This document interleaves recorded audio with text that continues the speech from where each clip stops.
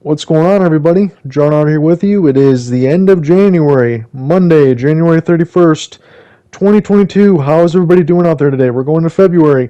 We're going into review. We're finally getting to something that I said I was going to do. I've been getting into more blogging and doing things like that to start the year because I'm trying to make a resolution to do more work, so I had to put the video game stuff on the side. So this is the first one. Still got a few of them to go. Scarlet Nexus video review for PlayStation 5 and multi-platform. So I want to put this to you very simple and plain. You can play as two different characters in Scarlet Nexus. Yuito Sumeragi and Kasane Randall. So Yuito's the boy, Kasane's the girl. However you want to stretch this, and I'm going to put this to you straightforward, it is about a 30-hour playthrough if you're going all the way through. You know, you're not skipping cutscenes and doing things like that. If you want to play the game a second time through, from everything that I saw, again, I just played through this once to give you the review. If you want to go through the second time, the story might be a little bit different as far as how it's presented, but in totality of everything else, it's going to be the same thing all told. So Yuito is going to have his own platoon and cast of characters. Kasane will have her own platoon and cast of characters. And about the 13 or 14 phases that you go into, when you get toward the middle of the game, eventually you'll have access to the entire platoon, and you'll have access to all of the characters in front of you. So again, for the first few times, Yuito is going to have his own, Kasane is going to have her own. Yuito and Kasane also have different movesets and things that they have access to, so that makes it pretty unique as well. So I want to be completely fair to this game, and I'm going to try to do the best I can. So when people ask me what the story is going to end up being like, or how does that work, and I know this sounds like a half-assed way to answer, but it kind of depends on how much you paid for the game in terms of how much you're going to enjoy the story. Because I feel like if you go through this in a $75 full price mount game for PlayStation 5 and Xbox Series consoles, you might be a little bit disappointed in terms of everything else that's presented in front of you, because what starts out to be like a interesting story in terms of, you know, intrigue, in terms of who's going to be on whose side, how the world's going to work, what's going to end up working with it, how the characters work. It starts out pretty good, and then all of a sudden, within maybe, you know, phase 6, 7, 8, toward the middle of the game, it starts getting really convoluted, and it's really hard to figure out what's going on. And some of the cutscenes after a while, because you know it's basically presented to you like this slideshow side, with some of them talking sometimes, and sometimes you're just looking through things. It gets a little confusing in terms of what the story's going to be. But essentially, I'm going to leave it without spoilers. It's going to go like this, because Yuito and Kasane are going to try to end up saving the world that they live in. It's split between factions of Nuhimuka, Seiran, Suo, Togetsu. All these factions are trying to figure out how they can control the world and how they can control the people that live inside it to be able to live in the rules that they want to be able to live into. That's pretty much what it goes into. That was the very beginning basis of it. But then as you go along, you figure out Yuito and Kasane have power to time travel and things like that. And then people live on the moon, and people live here, people live there. Personalities get changed. I mean, there isn't really something I can tell you honestly, and I'm trying to be completely straightforward about it and keep spoilers out, but it gets to be a complete mess. So what's really the saving grace of Scarlet Nexus is this, and this doesn't matter how much you paid for the game or things like that at this point. Scarlet Nexus's gameplay is some of the best action RPG gameplay I've ever played. In terms of action RPGs, you know, sometimes people will think about Diablo or Kingdom Hearts or things like that. But Scarlet Nexus was always fun, and I'm always trying to maybe, again, I didn't skip cutscenes, but I'm hoping the cutscenes can end so I can get to the combat fast enough. And whether it's Yuito's swordplay or Kasane having a little more stuff as far as AoE attacks, right? But it's all kind of the same as far as using psychokinesis and other items to be able to, you know, move them around, combine sword attacks, combine your different members that you get, like Ichijo, the girl that's in the Hanabi, childhood friend of Yuito. She's got fire attacks. So pretty much you'd use the R1 button, you'd press a face button on the controller, you can enchant your weapon with fire. That can do some damage. And then you can use the crates with psychokinesis, find some oil drums, and use the fire, bam, they're on fire. But the best part is when you get toward the middle of the game and you get access to all of your different party members. which will allow you to use all different kinds of things in your disposal. As far as fire or electricity, where you can don your weapons with, you can have certain characters like Gemma save you from damage with psychokinesis, whatever it's called. You can have a couple of other characters have duplication abilities, so you can have 3 different Yuitos or 3 different Kasanes. You can use invincibility, you can use teleportation. Everything that you used, and I think throughout the game as well, it does a good job of showing you how to use all different skills, and it really doesn't feel overwhelming. So what ends up happening is you can double tap L1 or double tap R1 or the bumpers on the Xbox respectively. So that will get you to your next set of skills. So you can hold 8 different skills at one time. The interesting part to me is this, and it kind of makes me scratch my head.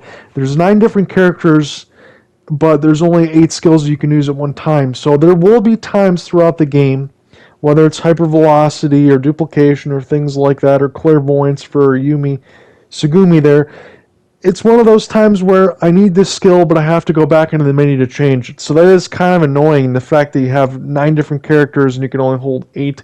It is what it is, but all the different skills, all the different characters all have their own uses. The one problem I would say with the combat is not with the user and things like that, because it's incredibly fun and I loved every instance of it, but it's one of those times always when you have computer-controlled allies and things like that.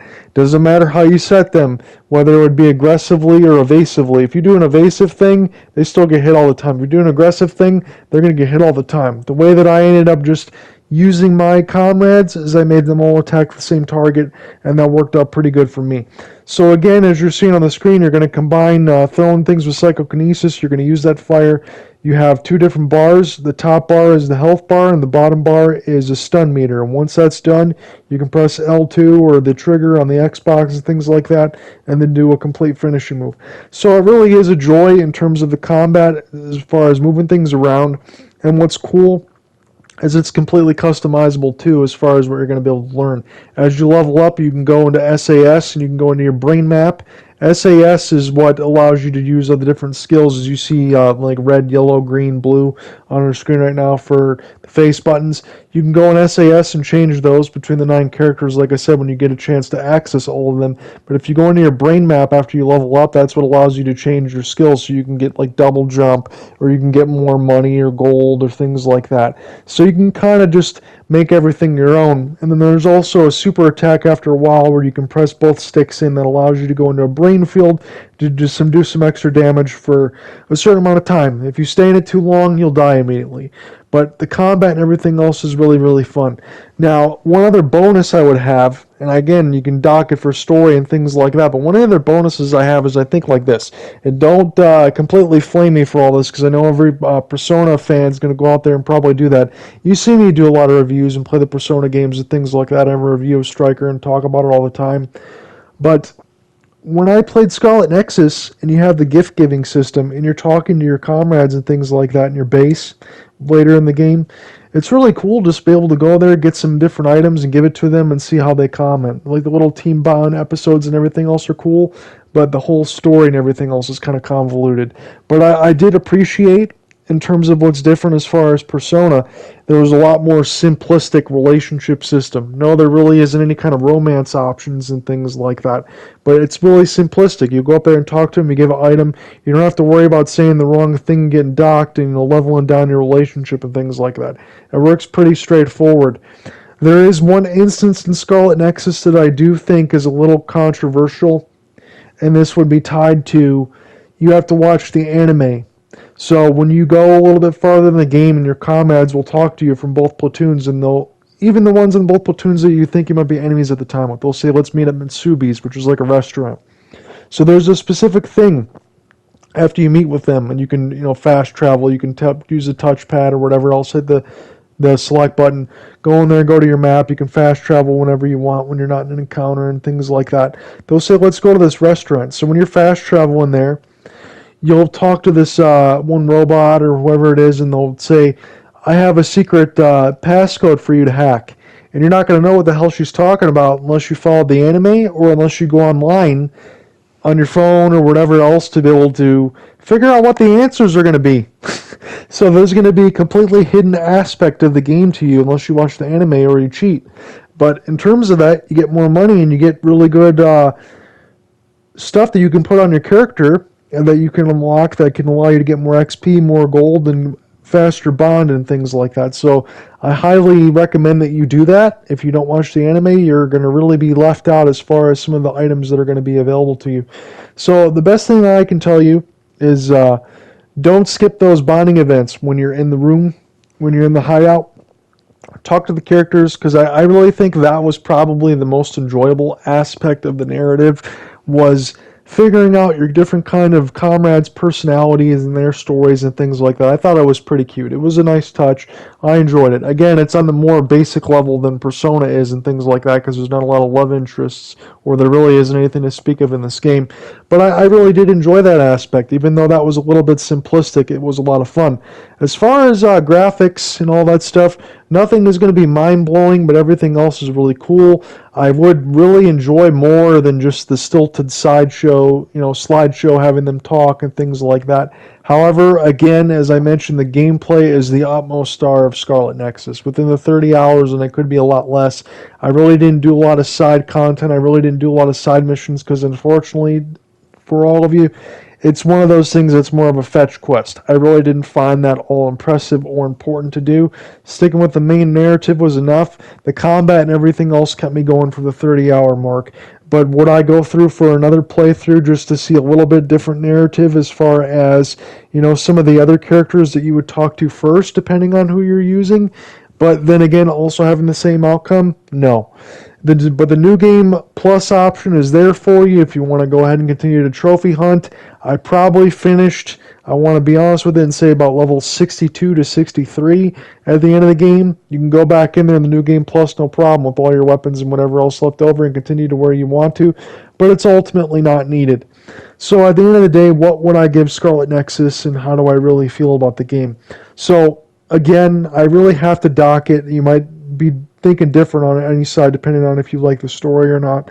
It's one of those ones where Scarlet Nexus and the story is so bad, it's not like Last of Us 2 bad, right? Where things are just completely, totally screwed.